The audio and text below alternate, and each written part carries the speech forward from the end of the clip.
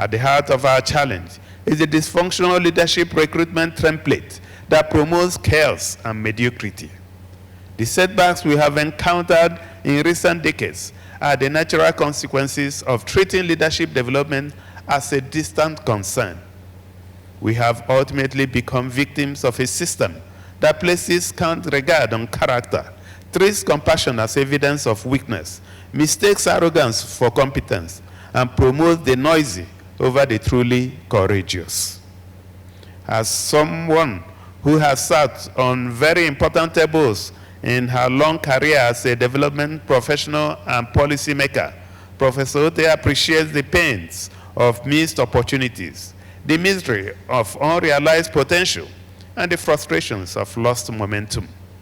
While it would be untrue to suggest that it has been all doom and gloom, one would expect that from the interactions that will take place today and lessons of the new book, we can do much better with the abundance of human and material resources that our country is blessed with.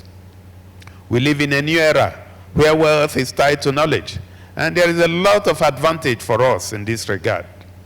Our people are amongst the most brilliant, innovative, and enterprising individuals in very demanding fields of science, technology, and academia. The human gold mine that you find in Nigeria can effectively transform the social and economic experiences of present and future generations, and ultimately lead the African development renaissance. It does not speak well of our kind that most times the best of us finds the right environment to unleash their brilliance outside our shores. Our route to recovery could actually be found in creating an environment for all of us to thrive right here in our land. This we can do by rebuilding the system to reward excellence, offer equal opportunity to everyone, and create multiple spaces for individuals to live out the full expression of their talents. We may not all agree, but on the evidence of what we have seen in the last 65 years of independence, genuine social and economic development have their foundation in the human mind.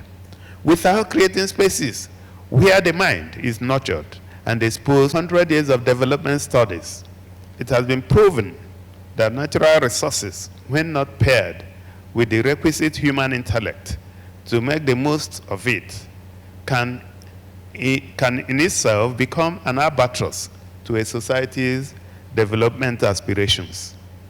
Everyone in this room knows perhaps a dozen countries around the world that developed with minimal income from crude mineral extraction. In the same vein, I'm also certain that all of us know another dozen countries or more that are blessed with abundant natural resources, and yet genuine development remains elusive. It then follows that prosperity requires more than just huge deposits of raw materials. Long-term progress is initiated and sustained by the discipline of leadership, the power of ideas, and the courage of execution. Development is therefore a human function, a rigorous intellectual exercise, and the end product of a blistered hands. It is not for nothing that societies that seek progress prioritize education and human capital development, for without a critical mass of individuals committed to making the most of the natural resources found within their environment, the largest deposits of precious minerals will only amount to little and could actually trigger undesirable outcomes. The good news, however, is that no matter how far off a society may have strayed from the path of progress, there's always a way back, for no destiny is final and no course is irreversible. Today, we have gathered for what is effectively a rich festival of ideas and harvest of brilliance in the diverse front lines of human commitments. I'm impressed with the general sense of gratitude in acknowledging that we are a blessed people. It is also noble that even in our gratitude, we have clearly not lost sight of the fact that on several scores, we have betrayed the lofty dreams that inspired our fathers to fight for an independent Nigeria. It is my considered view that we are still not too far gone to rediscover the promise of Nigeria and rise collectively to take our place in destiny. Let me on this note thank the founder of the Oxford Global Think Tank, one of our country's brightest experts, Professor Otti, ON, for convening this event and for the excellent use of her platform to consistently point us to the right path.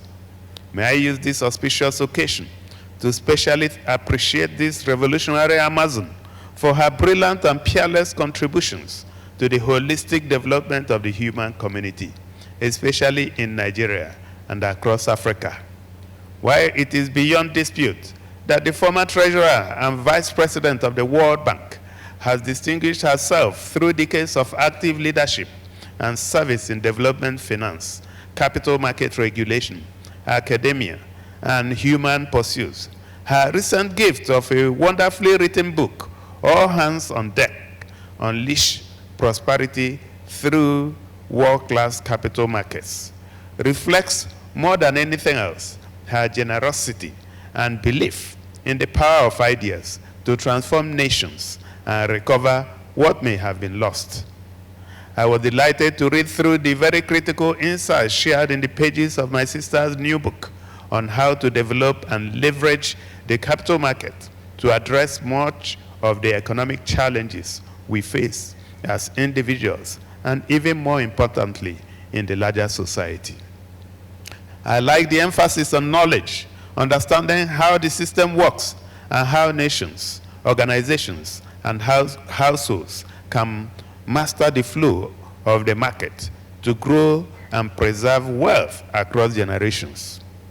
What makes this book truly exceptional is that it was written from a place of experience with important anecdotes that break the technical elements of the discussion down for readers without extensive knowledge of economics and finance. I'm particularly glad that the book offers us a clear path to resource mobilization without the sneers that come from borrowing. I consider the book an excellent treatise on economic freedom, preservation of national sovereignty, and integration of domestic financiers into the development matrix. The new book by Aroma, beyond sharing very incisive thoughts on the pathways to prosperity through the capital market, also presents important leadership lessons and new paradigm for national development. I'm glad that this book is coming at a time when our nation appears to be at a crossroad with millions of people uncertain about the future. This is exactly the point where the author's leadership philosophy, anchored on the 4 C's of character, compassion, competence, and courage, has to be adopted as a national template for leadership. I would therefore insist that the key to unlocking our rich but largely dominant human potential is the restoration of standards and values in the education sector. Beyond recruiting quality teachers, upgrading infrastructure, and instilling a strict culture of discipline in the learning environment, we also have to pay attention to the curriculum development. I would like to specially thank the Federal Ministry of Education for the recent changes in basic and secondary education curriculum. But as I have learned in my interactions, developing an excellent body of curriculum is one thing. Effective implementation is another altogether. To achieve the outcome that we seek, we have to be prepared to cover the entire 9 years. The learning process in our schools must be structured to prepare the next generation for the challenges of the environment they are going to live in, not tie them to the word of their forefathers, except, of course, as lessons in history. The products of our school system should embody excellence, capacity for independent thinking, and of course, be made to appreciate that education is only valuable when it is applied to a higher objective. Professor Otti at 60 remains a shining light and a brilliant example of what we are capable of becoming when leadership is driven by the commitment to make an impact. I'm immensely proud of what she has achieved in her long career, but even then, I know that her best years are still ahead. As the governor of Abia State, where she hails from, I often find myself under a lot of pressure to build systems and institutions that will produce more aroma Ottis in Abia State. This is partly the reason we have continued to commit the largest share of our annual budget to the education sector. For the past 2 consecutive years, thank you. Thank you. For the past 2 consecutive years, 20% of our budgetary provision has gone to the education sector, and we are likely going to remain on that route for the foreseeable future. We have also made education free and compulsory in the whole state. This has resulted in a spike in enrollment, which more than doubled in 3 months. In fact, we had our ESCO yesterday, every Monday, and when we were looking at the numbers, we found that between July and middle of October 2025, that enrollment had increased by 100%.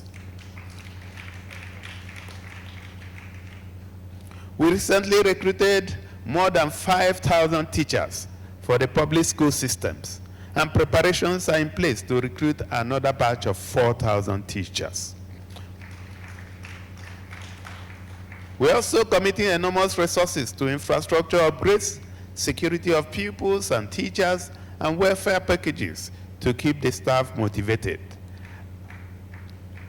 At the tertiary levels, we are also making diligent efforts to support the holistic development of our students.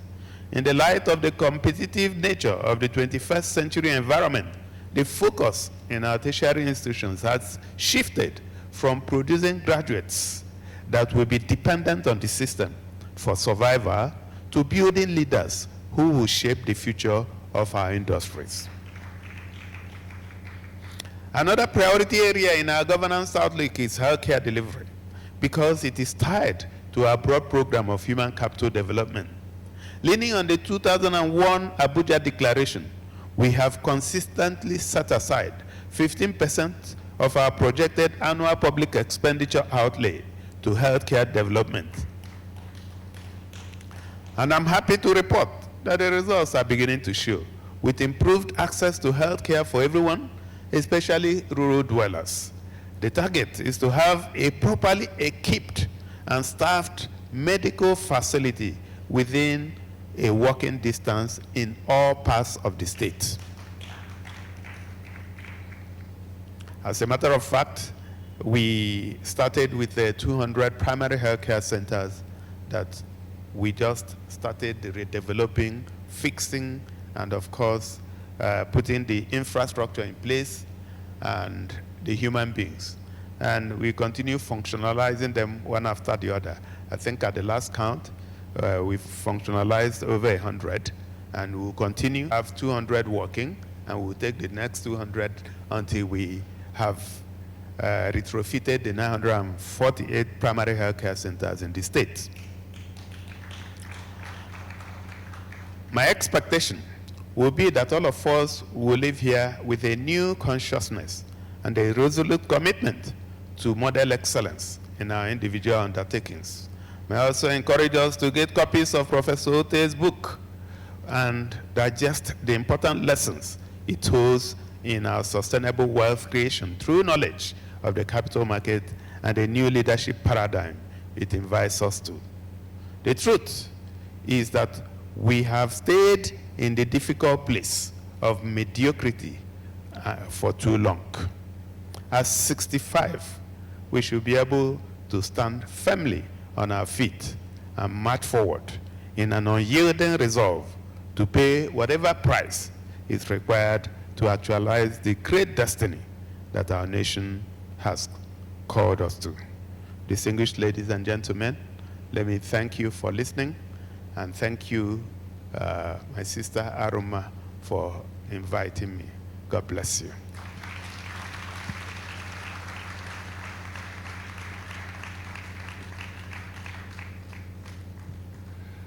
Let's appreciate this amazing governor, ladies and gentlemen. So, Your Excellency, you'll be stepping down. There's a book